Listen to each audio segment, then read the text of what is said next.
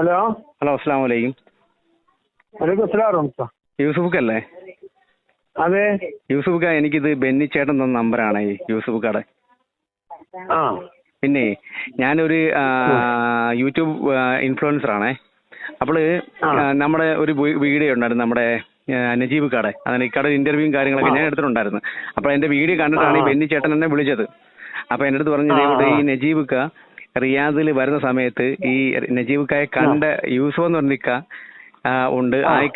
ആയിക്കറിയാം correct ഈ കുഞ്ഞിക്കായ എന്ന് പറയുന്ന കക്ഷിയാണോ അന്ന് നജീബ് ഖായെ അവിടുന്ന് രക്ഷപ്പെടുത്തിയ, അല്ലെന്നുണ്ടെങ്കിൽ ഹോട്ടലിൽ നിന്ന് ഫുഡ് കൊടുത്തതെന്നൊക്കെ അറിയാമെന്ന് എൻ്റെ അടുത്ത് ഇങ്ങനെ പറഞ്ഞു. നമ്മള് അത് അറിയാൻ വേണ്ടി വിളിച്ചാണ് ക്കാ. ഞാൻ കണ്ട് സംഭവം ആള് ഇങ്ങനെ വന്നു അവിടെ ഹോസ്പിറ്റലിന് മുമ്പില് ഇരിക്കായിരുന്നു. അപ്പൊ നമ്മളെ കണ്ണോട് ഇങ്ങനെ വലിയ കണ്ണാങ്ങനെ നോക്കുന്നുണ്ട്. നമുക്ക് അത്ര ഒന്നും അതില്ലല്ലോ, ഒരുപാട് ഇതിന് മുമ്പല്ലേ. അപ്പൊ നമ്മളത്ര ശ്രദ്ധിച്ചില്ല. അങ്ങനെ വന്ന് ഹോസ്പിറ്റലിൽ വന്ന് തുമ്മിക്കാരന ആളാണ് കൊണ്ടാക്കി ചായ ഒക്കെ വാങ്ങി കൊടുത്തതാണ്. അപ്പൊ എന്റെ അമ്മാന്റെ ഹോട്ടലിലെ മുമ്പിൽ അവിടെ വന്നിരുന്നേ. അന്നേരം ഈ കുഞ്ഞിക്കാന്ന് പറഞ്ഞ കക്ഷി തന്നെയാണോ അന്നേരം ഇത് കൊണ്ടാക്കിയതൊക്കെ?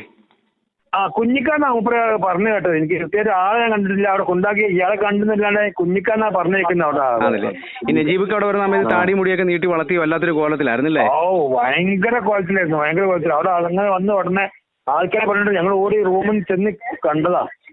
ഒരു എന്താ പറയാ, ഒരു വലിയ ഇയാൾക്കാണെങ്കിൽ വലിയ കണ്ണു അങ്ങ് നോക്കി നമ്മളൊക്കെ ഇങ്ങനെ വല്ല എന്തോ ജീവിനെ കാണുന്ന പോലെ ഇങ്ങനെ കാണുന്നു മൂപ്പര്. ആണല്ലേ? അങ്ങനെ കണ്ടിട്ട് ആരും.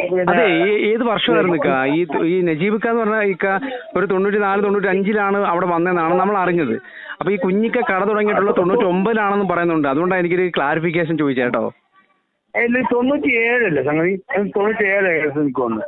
97 97 എനിക്ക് തോന്നുന്നു. എന്റെ ഒരു ഓർമ്മ കൃത്യമായിട്ട് എനിക്ക് അറിയില്ല. അന്നേരം ഈ അവിടെ കൊണ്ടാക്കിയ കക്ഷിയുടെ പേര് അവിടെ പറഞ്ഞത് കുഞ്ഞിക്കാന്ന് തന്നെയാണല്ലേ? അതിന്റെ കഥ പറഞ്ഞേക്കുന്നത് കുഞ്ഞിക്കാണ് കൊണ്ടാക്കിയത്.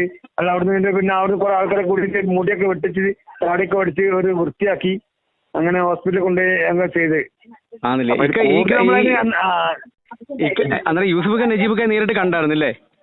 നേരിട്ട് കണ്ട്. ആണല്ലേ? അന്നേരം പിന്നെ അതിനുശേഷമാണ് ഇപ്പൊ ഈ വീഡിയോ ഒക്കെ വന്നപ്പോ ഇക്ക ശ്രദ്ധിച്ചല്ലേ? ഇപ്പൊ പിന്നെ നമ്മൾ ബുക്ക് ഇതില്ല, നമ്മൾ ആടുജീവിതമൊക്കെ വായിച്ച് അപ്പൊ നമുക്ക് അറിയാലോ ഇതിനെപ്പറ്റി അറിയും. അതേമാതിരിയൊന്നും ഞാൻ അതെല്ലാം അങ്ങനെ നമ്മളന്ന് പണിയിട്ട് അവിടെ ഉള്ളപ്പോ ഒരു വ്യാഴാഴ്ചയാണ് സംസാരിക്കുന്നത്.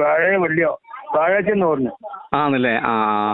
ഓക്കെ. അപ്പൊ നജീബ് ഖാടെ ഒരു ഇന്റർവ്യൂ എടുത്തപ്പോ നജീബ് പറഞ്ഞ ഇതേ കൂട്ട് കക്ഷിയെ ഞാൻ ലിമോസിന് വിളിച്ചും കൊണ്ട് വിടിയാ. ചിലപ്പം കക്ഷിക്ക് ഒരു ഓർമ്മ പക്ഷേ എന്തെങ്കിലും കാണുമായിരിക്കുമല്ലേ? അങ്ങനെ ആയിരിക്കും സംഭവം അല്ലേ?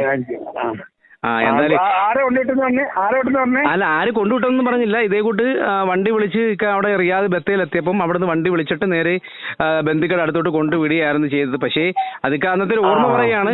പക്ഷെ ഹോസ്പിറ്റലാണ് കൊണ്ടുവിട്ടേ അല്ലേ? ഹോസ്പിറ്റലാണ് ഹോട്ടലിന് മുമ്പിൽ ഇരുന്ന് ഹോസ്പിറ്റലാണ് പോയത്. ബദ്രോസ് എന്തോ ഒരു അല്ലല്ല, പിന്നെ ബദറുദ്ദീൻ ഹോസ്പിറ്റലാണ് നജീബ് ഖാൻ കൊണ്ടുപോയതില്ലേ? അവിടെ കൊണ്ടുപോയിട്ടാണ് ഈ മുടിയും താടിയൊക്കെ വെട്ടിയതില്ലേ? ഒക്കെ വരച്ച് വൃത്തിയാക്കി അങ്ങനെ അവിടുന്ന് പിന്നെ ശരിയാക്കിയതായത്. അവിടുന്നൊക്കെ ശരിയാക്കിയിട്ടാണ് അന്നേരം ബന്ധുക്കളുടെ അടുത്തോട്ടൊക്കെ വിടുന്നത് അല്ലേ? അതെ, വിടുന്ന. ഓക്കെ. അതൊന്ന് അറിയാൻ വേണ്ടിയായിരുന്നു. അപ്പം ഇക്ക കണ്ടു. അപ്പം ഇക്ക അന്നേരം നേരിട്ട് കക്ഷി കണ്ടായിരുന്നില്ലേ? നജീബ് ഖാൻ കണ്ടായിരുന്നില്ലേ? അതായത് നമ്മൾ ഇങ്ങനെയൊക്കെ ഒരു ഇൻഫർമേഷൻ കിട്ടുമ്പോൾ സ്വാഭാവികമായിട്ടും നമ്മുടെ ഒരു ഇൻഫ്ലുവൻസർ ആകുമ്പോൾ നമുക്ക് അതൊക്കെ ഒരു കേൾക്കാൻ ഭയങ്കര ഒരു ക്യൂരിയോസിറ്റി ആണല്ലോ. അതാണ് ഞാനിങ്ങനെ പെട്ടെന്ന് എനിക്ക് ഇങ്ങനെ കിട്ടിയപ്പോഴേ ഇക്കാടെ ഒന്ന് വിളിച്ചാൽ കൊള്ളാന്നുണ്ട്, ഇത് കാര്യങ്ങളൊക്കെ അറിഞ്ഞാൽ കൊള്ളാന്നുണ്ടെന്നൊരു ഇത്. കാര്യം ഞാൻ ഇതിനെ കുറിച്ച് വീഡിയോ ചെയ്തിട്ടുണ്ടായിരുന്നു. അപ്പൊ ഒരുപാട് ആൾക്കാർ കണ്ടായിരുന്നു വീഡിയോ. അപ്പൊ എല്ലാ ആൾക്കാരും പറഞ്ഞു ഇതിന്റെ ഒരു സത്യാവസ്ഥയൊക്കെ നമുക്ക് അറിയാൻ എന്തെങ്കിലും വഴിയുണ്ടോ എന്നൊക്കെ ഒരുപാട് പേര് ചോദിച്ചു. കാര്യം അത്രത്തോളം ഹിറ്റായില്ലേ സിനിമ? ഇക്കപ്പം നാട്ടിൽ തന്നെയാണോ അതോ പുറത്ത് തന്നെയാണോ? ഇവിടെ നാട്ടിലുണ്ട്. ഇക്കാടെ പേര് യൂസുഫ് അല്ലേ? അത് ശരി. ഇപ്പൊ നാട്ടിലെന്താ പരിപാടിക്കാക്ക്? ഇവിടെ ഫാബ്രിക്കേഷന്റെ ഷോപ്പാണ്. ഇപ്പൊ ഞാൻ ബസ്സിലേക്കാണ്. ആണല്ലേ? ഓക്കെ.